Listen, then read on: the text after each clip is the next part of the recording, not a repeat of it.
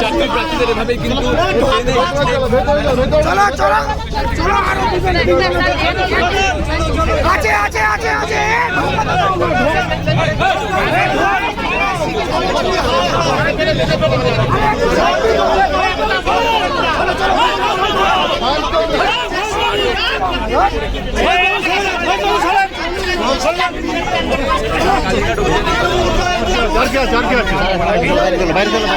আটক করে চাকরি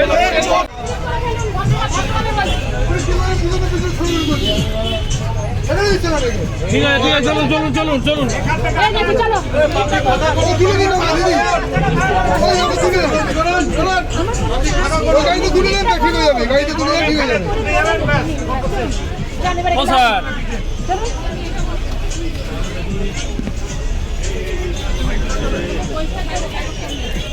আজকে জন্য পিছনে রিপোর্ট আর পুলিশ ছিল সেগুলো তুলছে।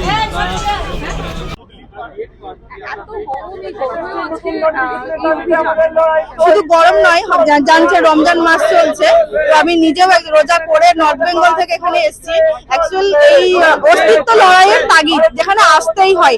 বছরের পর বছর ভোট হচ্ছে, বছরের পর বছর সরকারের সমস্ত ক্রিয়াকর্ম সঠিকভাবে চলছে, কিন্তু আমরা এতটাই দুর্ভাগা রাজ্যে বাস করছি যে একটা পরীক্ষার জন্য আমাদেরকে 4 বছর ধরে রাস্তায় 2020 থেকে আমরা 4 বছর রাস্তায় আছি শুধুমাত্র পরীক্ষা দেবো বলে। এমএ বিএড করে বসে আছি, একটা পরীক্ষা দেবো।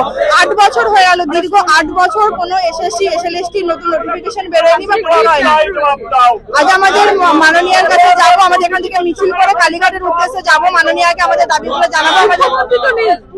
মুখ্যমন্ত্রী তো কোনোদিনই থাকেন না, যদি তার কিছু ভরসা হয় বা কোনো হাল হয় মুখ্যমন্ত্রীর কাছে যাওয়ার পরে কোনোদিনই কোনো হাল হয় না।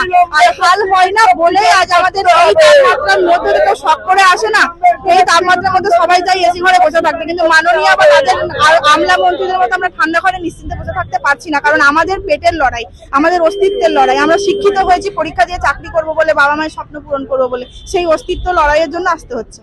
মাহি পারভিন। আজকে আমাদের দাবি নতুন যাতে এসএলএসটি নতুন নোটিফিকেশন বের হয়, তার জন্য আমাদের নতুন কালীঘাট অভিযান এবং 11, 12, 9, 10 গ্রুপ সি গ্রুপ ডি নতুন এসএসটি যাতে ভোটের আগে মানে নোটিফিকেশন বের করে, তাদের এটা আমাদের অভিযান।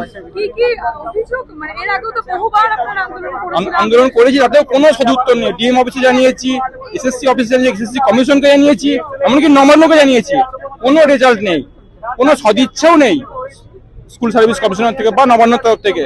নতুন যে শিক্ষক, স্কুলের শিক্ষক নেই, স্কুলের শিক্ষা উঠে যাচ্ছে, আপনার কোনো রকম কোনো শুধুমাত্র মানে ভাতার এই গরমের মধ্যে আমাদেরকে আসতে হচ্ছে। আমার নাম প্রদীপ দানা।